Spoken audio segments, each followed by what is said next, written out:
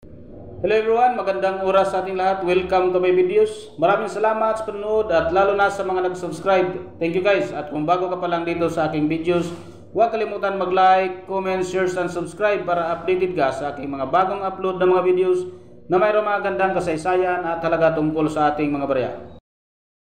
Guys, ito yung 10 cent coins na si Queen Elizabeth II ng Hong Kong. I-share ko sa inyo guys ang history nito guys dahil napakaganda ang kanyang history. At napakataas din ang kanyang record dito sa ating auction, sa Heritage Auction. Ito yung kanyang history guys, the history of Hong Kong coins, including the 1978 issues featuring Queen Elizabeth II is deeply intertwined with the British colonial period. Let me walk you through the broader context and evolution of these coins leading up to the 1978 series. Early colonial coins in Hong Kong from 1845 until 1930s. 1845 until 1963, Hong Kong established as a British colony in 1942. After the first Opium War, initially used a coins from China and Britain.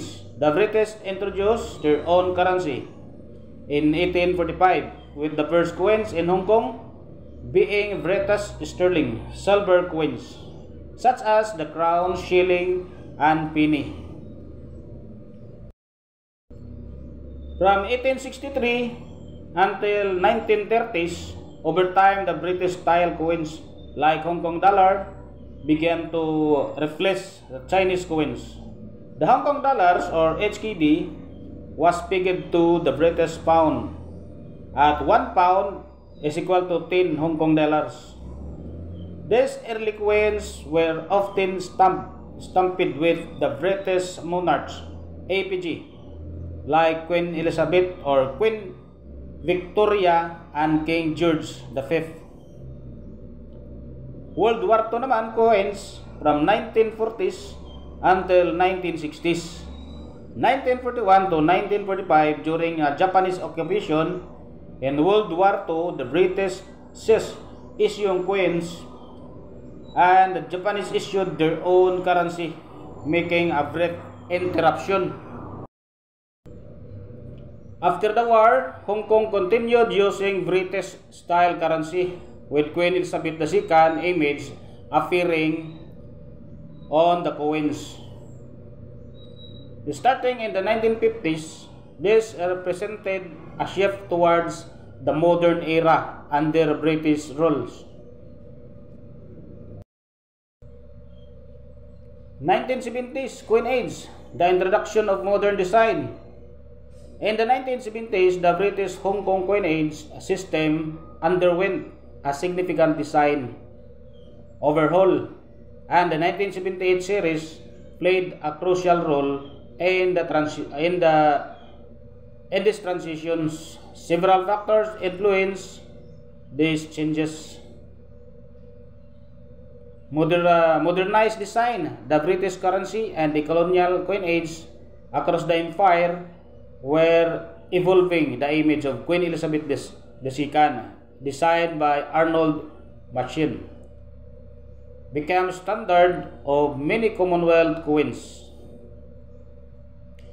Machin portrait was introduced on British coins in 1964, and by the late 1960s and early 1970s, it began appearing on Hong Kong's image or Hong Kong's coinage as well. The economic changes as Hong Kong's economy expanded in the 1970s. The need for the new efficient coinage grew. The 1978 coins were designed to reflect both the British colonial legacy and modern Hong Kong's importance as a thriving trade hub. Coins were updated in terms of size, compositions, and symbolism to ensure a practical use and durability. A reflection of British colonial influence design, the 1978 coins series, which include the 1 cent, 5 cents, 10 cents, 50 cents, and $1 coins continued the use of Queen Elizabeth II effigy. On the overside, the reverside of the coins displayed varying design, typically incorporating traditional symbols of Hong Kong such as the Hong Kong flower, Chinese characters, or the lion emblem. The $1 coin, for example, features a lion and the words of Hong Kong.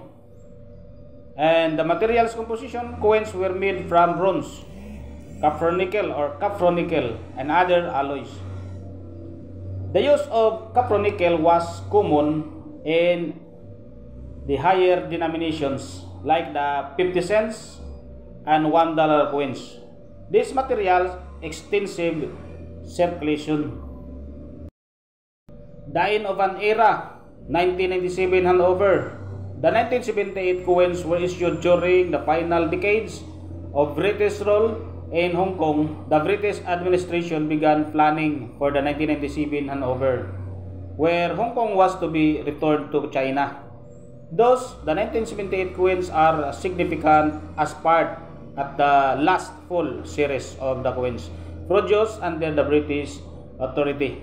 Post-1997, Hong Kong continued to issue its own coins, now under the jurisdiction of China, but maintaining a separate currency, the Hong Kong dollar. However, the symbolic representation of Queen Elizabeth II gradually disappeared from Hong Kong currency after the handover. And the legacy of the 1978 coins. The 1978 coins series is often viewed by collectors and historians as a bridge between colonial rule and modern Hong Kong. These coins represent a fascinating blend of British influence with local Hong Kong culture and were an integral part of the colony's economy during a time of significant growth and transformation. And the collector's interest today, the coins are popular among the collectors due to their historical importance, design, and the fact that they were among the last to features the image of Queen Elizabeth II before Hong Kong political transition. The 1978 series, especially in pristine or error condition, examples can command a premium on a numismatic market. So, naibenta rin ito guys noong April 4, 2021 guys, umabot ng 29,473 pesos and 67 centavos. Mayroong uncirculated condition guys dito sa ating Heritage Auction Record. Maraming salamat sa panood guys at God bless sa ating lahat.